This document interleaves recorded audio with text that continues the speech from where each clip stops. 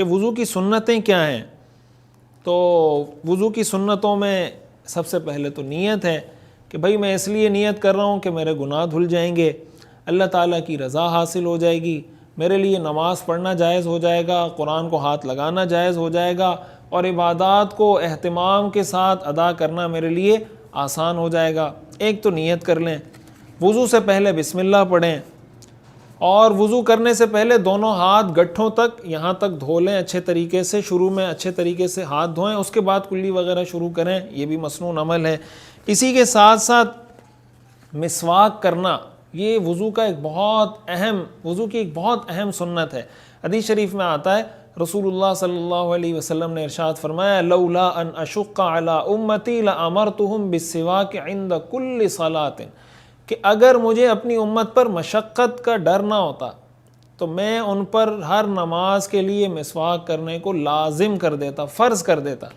لیکن میری امت اس سے مشقت میں پڑ جائے گی، تکلیف میں، حرج میں پڑ جائے گی، اس لیے میں نے فرض نہیں قرار دیا۔ مطلب یہ کہ یہ اس لیول کی عبادت ہے کہ اگر اس کو فرض قرار دیا جاتا تو یہ اس کا رائٹ بنتا تھا، لیکن امت کی آسانی کے لیے رسول اللہ صلی اللہ علیہ وسلم نے اس کو فرض قرار نہیں دیا۔ تو مسواک کا اہتمام کرنا یہ بھی وضو کی سنت ہے۔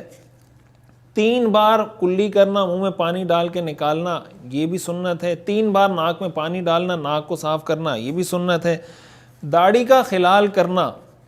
یہ بھی سنت عمل ہے۔ دیکھیں داڑھی 2 طرح کی ہوتی ہے، ایک داڑھی وہ ہوتی ہے جس میں آپ کی جلد نظر آ رہی ہوتی ہے، جیسے آپ یہ سمجھ لیں کہ میری داڑھی کا یہ جو حصہ ہے یہاں آپ کو یعنی کھال نظر آ رہی ہوتی، تو ایسی داڑھی کسی کی ہے، اس کے لیے تو پانی نیچے کھال تک پہنچانا یہ ضروری ہوتا ہے۔ داڑھی کی دوسری صورت یہ ہوتی ہے کہ گھنی داڑھی ہوتی ہے، اس میں کھال نظر نہیں آ رہی، ایسی صورت میں نیچے تک کھال تک پانی پہنچانا ضروری نہیں، آپ چہرے کو اچھے طریقے سے دھو لیں اور داڑھی کا خلال کر لیں، چاہے آپ ایسے کر لیں ایسے کر لیں، داڑھی میں ایک دفعہ ہاتھ مار لیں، تو یہ عمل کرنا یہ بھی وضو کی سنتوں میں سے ایک سنت ہے۔ بازوؤں کو انگلیوں کی طرف سے نہ دھونا، کونیوں کی دھونا نہ کہ کون، یعنی آپ بازو یہاں سے نہ دھوئیں، یہاں سے دھوئیں، پانی یوں لے کے جائیں، یوں لے کر نہ آئیں، یہ بھی سنت عمل ہے۔ ہاتھ اور پیر کی انگلیوں کا خلال کرنا، ایک دفعہ ہاتھ آپ انگلیاں ایسے خلال کر لیں، اسی طرح پیر کی انگلیوں کا خلال کر لیں، یہ اس وقت سنت ہے جب پانی پہنچ جاتا ہے، اگر پانی نہیں پہنچتا پھر تو خلال کرنا فرض ہوگا۔ ایک بار پورے سر کا مسح کرنا، یعنی چوتھائی سر کا مسح کرنا تو فرض ہے، لیکن پورے سر کا مسح کرنا یہ سنت ہے۔ ہر عضو کو 3 بار دھونا، یہ بھی سنت عمل ہے۔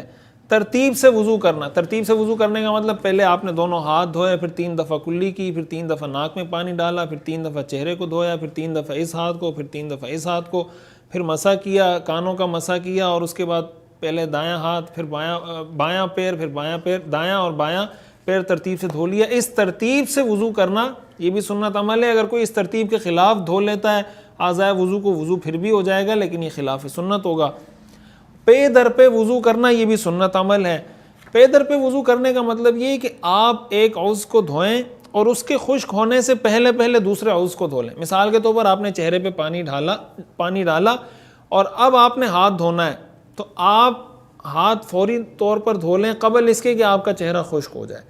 بعض اوقات یہ ہوتا ہے نا کہ آپ مثلا وضو کر رہے تھے، آپ نے چہرہ دھو لیا، پانی ختم ہو گیا، اب آپ دوسری جگہ گئے وضو کرنے کے لیے، تو آپ دوبارہ سے وضو سٹارٹ نہیں کریں گے، آپ آگے سے کنٹینیو کریں گے، اس لیے کہ مسلسل اس تسلسل سے وضو کرنا کہ پہلا عضو خشک نہ ہو دوسرا عضو آپ دھو لیں، یہ فرض نہیں ہے۔ جب فرض نہیں ہے تو ایسی صورت میں آپ وہاں سے اس کو کنٹینیو کر سکتے ہیں، لیکن بغیر کسی عذر کے اتنی دیر لگانا کہ چہرہ آپ نے دھویا پھر آپ بیٹھ گئے، پھر آپ تھوڑی دیر بعد ہاتھ دھو رہے ہیں وغیرہ وغیرہ، اس طرح کرنا یہ خلاف سنت عمل ہے۔ اعضائے وضو کو مل کر رب کرنا، اس کو میں نہیں صرف پانی نہ بہائیں، تھوڑا سا اس پہ ہاتھ بھی پھیر دیں، یہاں ہاتھ پھیر دیں چہرے پہ، تھوڑا اس کو ملیں بھی، یہ بھی سنت عمل ہے۔ اسی کے ساتھ ساتھ ہاتھ اور پاؤں دھوتے وقت دائیں بائیں کا خیال رکھنا، اس لیے کہ حدیث شریف میں آتا ہے رسول اللہ صلی اللہ علیہ وسلم اس چیز کا بہت اہتمام کرتے تھے کہ آپ ہر اچھے کام کو دائیں طرف سے شروع کرتے تھے، اس چیز کا بھی اہتمام کیا جائے۔